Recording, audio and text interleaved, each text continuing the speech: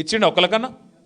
నేను ముందే చెప్పిన వీళ్ళు చాలా దుర్మార్గులు, వీళ్ళు 2,500 తులం బంగారం ఇచ్చే కేసులు కాదు, మీ మెడల పుస్తల తాడు కూడా ఎత్తుకపోతారని చెప్పిన నేను ముందే. అవకాశం టోళ్ళు ఖతర్నాక్ మనుషులు వాళ్ళు. ఎందుకంటే మాకేం కోపం లేదు. అధికారం ఎవరు అబ్బ సొత్తు కాదు, ఎవరు అత్త సొత్తు కాదు, ఎవరికి శాశ్వతంగా ఉండదు, మాకు కూడా ఎరికే. కానీ మంచి మాటలు చెప్పి నడిపించాలి ప్రభుత్వాన్ని. ఇవాళ మేము రేవంత్ రెడ్డిని అడుగుతున్నాం కాంగ్రెస్ ప్రభుత్వాన్ని. ఇవాళ అసెంబ్లీలో అన్న అడిగిండు, అట్లా మేము అడుగుతున్నాం. బయట ఎక్కడ పోతే అక్కడ ఏం అడుగుతున్నాం? ఎప్పుడు ఇస్తావా 2,500 ఆడోళ్ళకని అడుగుతున్నాం. ఏమంటాడు రేవంత్ రెడ్డి అట్లా అడిగితే? నీ గుడ్లు వీకి గోటీలు ఆడతాడు. మరి ఎప్పుడు ఇస్తావా? 15,000 ఇస్తా అంటివి, 2 పంటలకు కాదు 3 పంటలకు ఇస్తా అంటివి, అసలుదారులకు కాదు కౌలుదారులకు కూడా ఇస్తా అంటివి. ఎప్పుడు ఇస్తావా రైతు బంధు అంటే నీ పేగులు తీసి మెడలు వేసుకుంటా అంట. ఇది ఎక్కడ బాధ? స్కూటీలు ఎప్పుడు ఇస్తావా? మరి ఎప్పుడు విద్యా భరోసా కార్డు ఇస్తావు? నిరుద్యోగులకు 4,000 రూపాయలు అంటివి ఎప్పుడు ఇస్తావు? 2 లక్షల ఉద్యోగాలు అంటివి ఎప్పుడు ఇస్తావు? అంటే నీ లాగుల తొండలు ఇడిచిపెడతావు. గివి మాట్లాడి నిన్ను చేసినారు ముఖ్యమంత్రి. గివిటికేనా ఇక ఉన్నది? నువ్వు లాగుల తొండలు ఇడిస్తేందుకు, పేగులు వేసి మెడలేసుకుంటేందుకు, లేకపోతే గుడ్లు వీకి గోటీలు ఆడుతందుకు. వాటికి మా పోరగాళ్ళు మస్తు మంది ఉన్నారు కవి చేస్తేందుకు. నువ్వు అవసరమా దీనికి? అంటే ఎంత బేకారు ముచ్చట్లంటే బాధ అనిపిస్తుంది. ఇక ఏమనంటే కేసీఆర్ గారిని తిడతాడు. అదొక్కటి నేర్చుకున్నాడు. ఏమనంటే కేసీఆర్ని తిట్టాలి. ఏమిటి తిడతావు కేసీఆర్ను? ఏం తప్పు చేసిండు కేసీఆర్? తెలంగాణ తెచ్చుడు తప్పు చేసినాడు. 11 రోజులు సావుకు సిద్ధపడి తెలంగాణ తెచ్చుడే తప్పైందా కేసీఆర్ గారు? ఏం చేసిండు? కేసీఆర్ తప్పు చేసినాడు. 2 ఏళ్లలో బొచ్చడు కేసులు పెట్టినావు కేసీఆర్ మీద. ఏం చేసినావు మరి కేసులు? ఏమనంటే ట్యాపింగు టూపింగ్. ఏం ట్యాపింగ్? ఎక్కడ ట్యాపింగ్? నేను అడుగుతున్నా. గూఢచారి వ్యవస్థ ఉంటుంది. అవు మరి గవర్నమెంట్ వాడేందుకు కొంతమంది లుచ్చ పనులు చేస్తారు, ఎమ్మెల్యేలను కొంటారు. ఎవరో తెలుసు కదా మీకు, 50 లక్షల రూపాయలతో దొరికిపోయినాడు. మరి గసంటోళ్ళని పట్టుకుంటేందుకు, దొంగలను పట్టుకుంటేందుకు పోలీసులు ఉండాలని లేదా? ఉంటారు. మరి ఇవన్నీ ఉంటాయి. రాష్ట్రం నడిపే పద్ధతులు, రాష్ట్రాన్ని ముందుకు తీసుకెళ్ళే పద్ధతులా జరుగుతాయి ఇవన్నీ. నీకు చేత కాదు, అప్పు తప్పు చెప్తావు, అప్పు లెక్కలు తప్పు చెప్తావు, అప్పు చేస్తావు, ఒక పని చేయ చేత కాదు, ఒక మంచి మాట రాదు. ఏం చేయాలి మరి దానికి? మేము ఇక మీదికెళ్ళి నా మీద పడ్డాడు ఈ మధ్యన. నేనేదో తప్పు చేసినట్ట. నేనట ఆంధ్రాలో చదువుకున్నట్టు, గుంటూరులో. అవు చదువుకున్నారా భయ్? నేను చదువుకున్న వాస్తవమే. నీకు మీ అయ్యావ చదువు చెప్పకపోతే నేనేం చెప్తా దానికి? నన్ను మా అమ్మ నాయన పంపించారు గుంటూరులో చదువుకోమంటే, విజ్ఞానం పోయినా వడ్లముడిలో ఆయనతో 2 ఏళ్ళు చదువుకున్నా. అటెన్క వచ్చి పూనాలో చదువుకున్నా, నిజాం కాలేజీలో డిగ్రీ చేసిన, అటెన్క అమెరికా పోయినా. మన ఆయన ఏం చెప్పిందంటే, మన ఆయన ఈరోజు కాదు 40 ఏళ్ళ కింద ఎమ్మెల్యే అయ్యిండు. 1984-85లో ఎమ్మెల్యే అయ్యిండు కేసీఆర్ గారు. ఆయన రాష్ట్ర మంత్రిగా పనిచేసిండు, కేంద్ర మంత్రిగా పనిచేసిండు, డిప్యూటీ స్పీకర్గా పనిచేసిండు, 10 ఏళ్ళు ముఖ్యమంత్రిగా పనిచేసిండు. కానీ ఇక రేవంత్ రెడ్డి ఎట్లా మాట్లాడుతున్నారంటే, నిన్న మొన్నటి దాకా నేనేదో బాత్రూమ్లు కడిగేటోనట. మా నాయన 40 ఏళ్ళ కిందనే మంత్రి, 40 ఏళ్ళ కింద ఎమ్మెల్యే, 25-30 ఏళ్ళ కింద మంత్రి. ఆయనకేం కర్మ, నాకేం కర్మ? చెప్పురు, మీరే చెప్పురు. ఎవడ నింటే ఎట్లుంటుందంటే, నాకు మాట్లాడడానికి రాదా? నాకు రాదా? మాట్లాడు. ఆయన ఒక భాషలో తిట్టచ్చేమో, నాకు 3 భాషలో తిట్టచ్చు తిట్టాలనుకుంటే. కానీ ఇవాళ నేను తిట్టే అవసరం లేదు రేవంత్ రెడ్డి గారిని. ప్రజలు మామూలుగా తిడతలేరు. అసలు మీరు గొట్టం పెట్టరు పోయేకనన్నా వాళ్ళ ముంగటనన్నా, ఆ తిట్లు వింటే ఇంకోటి అయితే అంత బకెట్లో నీళ్ళు తోడుకొని దుంగి చచ్చిపోతున్నాయి. అలా రేవంత్ రెడ్డి కాబట్టి సిగ్గు లేకుండా బతుకుతుండు. కానీ అవి ఏం తిట్లు, ఏం లెక్క? తెలుగు భాషలో గిన్ని తిట్లుంటాయని నాకు కూడా తెలియదు. గన్ని రకాల తిట్లు తిడుతురు జనం. యూరియా ఇచ్చే ముఖం లేదు నీకు, పెద్ద పెద్ద మాటలు నరుకుతున్నావు. యూరియా ఇచ్చే ముఖం లేదు. యాప్ పెట్టిండేది, యాప్లు ఇవ్వాలంటే షాపులు ఉండాలన్నా లేదా? ఆడ యాప్లో ఆడికెళ్ళి వస్తుంది, షాపులో లేకపోతే, అసలు సరుకు లేకపోతే యాప్లో ఆడికెళ్ళి వస్తుంది.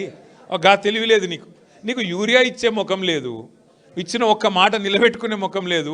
పెద్ద పెద్ద ఏతులు, ఓహో అట్లా, ఓహో అట్లా, ఓహో ఇట్లా ఏందో. ఇక ఇంకో కొత్త కథ పట్టుకున్నాడు. 1 కోటి మంది ఆడవాళ్ళని కోటీశ్వర్లు ఎత్తారట. 1 కోటి మందిని కోటీశ్వర్లు చేయాలంటే నాకు సరిగా లెక్కలు రావు, అన్నిలో నాకు బాగొచ్చు. నువ్వు చెప్పేజరా, నీకు కూడా రావా? ఇక అన్నగారిని అడుగుదామైతే. 1 కోటి మందిని కోటీశ్వర్లు చేయాలంటే ఎన్ని కోట్లు కావాలనే? 1 కోట్లు కావాలి. 1 కోట్లు ఏడున్నాయి చెప్పు బాబు. నువ్వే చెప్తివి. సెక్రటేరియట్ పోతే లంకె బిందెలు లేవని నువ్వే చెప్తివి. ఢిల్లీకి పోతే దొంగల లెక్క చూస్తురని నువ్వే చెప్తివి. చెప్పులు ఎత్తుకపోయటం చూసినట్టు చూస్తురని చెప్తివి. యాడికెళ్ళి వస్తాయి పైసలు మరి? ఇక గిసొంటోడు దొరికిండు, మనకి ఏం చేస్తాం? ఇక 3 ఏళ్ళు భరించాలి, తప్పదు. ఎందుకంటే ఢిల్లీకి పైసలు మాత్రం బాగా పంపుతుండు, మీకు వస్తలేవు పైసలు. రైతు బంధు రాదు, ముసలోళ్ళకు పెన్షన్లు పెంచడు, మహిళలకు 2,500 ఇయ్యడు. కానీ టెన్షన్గా టకీ మన పైసలు ఒక్కకాడ మాత్రం పడుతున్నాయి. ఏడ పడుతున్నాయి? ఢిల్లీలో మాత్రం మంచిగా పడుతున్నాయి. లేకపోతే పోస్ట్ పోతుంది కదా, కుర్చీ వీక్తుంది. మళ్ళీ సోనియా గాంధీ కటింగ్గా పెడితే ఆయన ఎగిరిపోతాడు కదా. అందుకే ఢిల్లీకి మాత్రం మూటలు ఇప్పటికి 62-63 సార్లు పోయినట్టున్నాడు ఢిల్లీకి. పోయేటప్పుడల్లా 4 బ్యాగులు పట్టుకపోవాలి, ఆడ వాడేయాలి, రావాలి తప్ప ఇక్కడ మాత్రం చేసింది ఏమీ లేదు. తెల్లారు లేస్తే కేసీఆర్ని తిట్టుడు, తెల్లారి ఏం కేసు పెట్టాలి నాన్న చూసుడు, ఇది తప్ప మంచి పని ఒక్కటి, ఒక మంచి మాట మంచి పని ఏది శాత కాదు. అందుకే నేను మిమ్మల్ని కోరేది, 2 ఏళ్ళు అయిపోయింది, చూస్తుంటేనే అటు ఇటు చూసేవారికి 2 ఏళ్ళు ఒడిచిపోయింది. ఇక ఇంకొక 2 ఏళ్ళు అయితే వ్యవహారం అయిపోతుంది. ఆఖరి సంవత్సరం ఎలక్షన్ తప్ప ఏముండదు. తొందరలో మున్సిపల్ ఎలక్షన్లు పెడుతున్నట్ట. మీకు బోత్ల మున్సిపాలిటీ లేదు కానీ పక్కకు అన్నకున్నది ఆదిలాబాద్లో. మరి గెలిచిన సర్పంచులు, మంచి సీనియర్ నాయకులు, జెడ్పీటీసీలు, ఎంపీపీలు, నేను అన్నిలన్నం కోరుతున్నా, దయచేసి మీరందరూ ఆదిలాబాద్ మున్సిపాలిటీ గెలిపించే బాధ్యత తీసుకోవాలి. ఎందుకంటే మన మొక్కలం గెలిస్తే సరిపోదు కదా.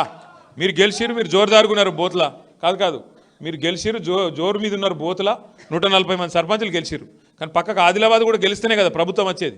కాబట్టి ఎక్కడున్నా మనోళ్ళు అందరు గెలవాలని చూసుకోవాలి. ఇక మా పని అయిపోయింది, మేము సర్పంచులు గెలిచిన మళ్ళీ ఎంపీటీస్ చూసుకుంటామంటే నడవదు. పక్కకు ఆదిలాబాద్లో కౌన్సిలర్ గెలవాలి, అటు ఖానాపూర్లో గెలవాలి, ఇటు నిర్మల్లో గెలవాలి. అంతటా గెలిస్తేనే మళ్ళీ మన పార్టీ అధికారంలోకి వస్తుంది. కాబట్టి దయచేసి ఒక కుటుంబం అన్నప్పుడు చిన్న చిన్న పంచాయతీలు, చిన్న చిన్న తాకులాటలు ఉంటాయి. మనం ఆగమాగం కావద్దు, ఉంటాయి పంచాయతీలు ఉంటాయి. రేపు ఎంపీటీసీ ఎలక్షన్లు వస్తాయి. మళ్ళీ ఇక గెలిచిన సర్పంచులకు కూడా నా ప్రార్థన ఒకటి, ఇక ఉంటారు కొంతమంది వాళ్ళొకరు వీళ్ళొకరు మినిస్టర్లు. ఎందుకంటే ఈయన కొరుకుడు వాడని కొయ్య అయిపోయింది వాళ్ళందరికీ, అనిల్ జాదవ్. దాంతో ఏమిటిది, ఇక బెదిరించడం మొదలు పెడతారు. ఓయ్ మీకు పైసలు ఇయ్యం, మీకు ఇందిరం ఇల్లు రానియం, మీకు ఇది ఇయ్యం అది ఇయ్యం అని మాట్లాడతారు. మీరు ఒకటి యాద పెట్టుకోండి, గెలిచిన సర్పంచులు, ఉప సర్పంచులు, వార్డు సభ్యులు మీకు ఎవరు మెహర్బాన్ చేస్తలేరు. మీకు వచ్చే పైసలు, మీకు ప్రభుత్వం నుంచి వచ్చే పైసలు, కేంద్ర ప్రభుత్వం నుంచి కానీ రాష్ట్ర ప్రభుత్వం నుంచి వచ్చే పైసలు కానీ ఎవ్వల మెహర్బానీతో వస్తలేవు. ఆ పైసలు ఏవైతున్నాయో బ్రహ్మాండంగా డాక్టర్ బాబాసాహెబ్ అంబేద్కర్ రాసిన రాజ్యాంగం ఆధారంగా మీకు వస్తున్నాయి తప్ప ఎవరి మెహర్బానీ కాదు. అంబేద్కర్ రాసిన రాజ్యాంగంలో స్పష్టంగా రాయబడి ఉన్నది ఏమని, భారతదేశంలో ఒక 5 అంచెల్లో ప్రభుత్వాలు ఉంటాయి. పైన కేంద్ర ప్రభుత్వం ఉంటుంది, దానిలో ఎంపీలు, అక్కడ ఉండే కేంద్ర మంత్రులు, ప్రధానమంత్రి వాళ్ళు ఆడుంటారు. కిందికి వస్తే రాష్ట్రంలో రాష్ట్ర ప్రభుత్వం ఉంటుంది, ముఖ్యమంత్రి, మంత్రులు, ఎమ్మెల్యేలు, ఎమ్మెల్సీలు, రాష్ట్రం. కొద్ది కిందికి వస్తే జిల్లా పరిషత్ ఉంటుంది, జెడ్పీటీసీలు, జిల్లా చైర్మన్ గారు అక్కడ ఉంటుంది. ఇంకొద్ది కిందికి వస్తే మండలము, మున్సిపాలిటీ, కౌన్సిలర్లు, చైర్మన్ మున్సిపాలిటీల, ఎంపీటీసీలు, మండల పరిషత్తు అక్కడ మండలంలో. ఇంకా కొద్ది కిందికి వస్తే గ్రామానికి సర్పంచు, ఉప సర్పంచు, వార్డు సభ్యులు. రాష్ట్రానికి ముఖ్యమంత్రి ఎట్లనో, కాన్స్టిట్యున్సీకి ఎమ్మెల్యే ఎట్లనో, గ్రామానికి సర్పంచ్ కూడా గంతే పవర్ ఉంటుంది, మర్చిపోకుండా. మీ పవర్ ఎవడు ముట్టలేడు, మిమ్మల్ని ఎవరేం చేయలేరు. రేపు ఇందిరమ్మ ఇండ్లు వస్తే తీర్మానం ఎవరు చేయాలి? గ్రామ పంచాయతీ చేయాలి. లిస్ట్ ఎక్కడ పెట్టాలి? గ్రామ పంచాయతీలనే పెట్టాలి. దానిలో మంచి ఉన్నదా చెడు ఉన్నదా ఎవరు చెప్పాలి? మీరు గిన్న కొట్టేసాల్ తప్పు లెక్క ఉన్నోనికే ఇస్తున్నారని మీరు కొట్టేస్తే వాళ్ళు పీకేదేమి ఉండదు. కాబట్టి యాద పెట్టుకొని మీకున్నది పవర్. నిన్నటిదాకంటే వాళ్ళు ఆట ఆడింది సాగింది, ఎందుకు వాళ్ళకి సెక్రటరీలతో నడిపించుకున్నారు. ఇప్పుడు అట్లా ఉండదు. సర్పంచు, ఉప సర్పంచు, వార్డు సభ్యులు మీరు గట్టిగా నిలబడితే ఏ ప్రభుత్వం ఏం చేయలేదు, కేంద్ర ప్రభుత్వం ఏం చేయలేదు, రాష్ట్ర ప్రభుత్వం ఏం చేయలేదు. అనిల్ అని అన్నాడు, మా దగ్గర బీజేపీ వాళ్ళు కాంగ్రెస్లు ఒకటైపోయారని. మీ దగ్గరనే కాదన్న, మొత్తం అంతటా ఒకటైపోయారు. తెలంగాణ మొత్తం దొంగ చీకటి ఇద్దరు కలిసిపోయారు. దొంగ చీకటి మంచిగా కలిసిపోయారు. ఎట్లా పడతాం ఇద్దరిని? అదలు బదలు చేసుకున్నట్టే. మొన్న చూసిరు కదా మీరు, ముఖ్యమంత్రి వస్తే ఆదిలాబాద్ ఎమ్మెల్యే బీజేపీ ఆయనే, కాంగ్రెస్ వాళ్ళ కంటే ఎక్కువ డబ్బా కొడుతున్నాడు ఆయన.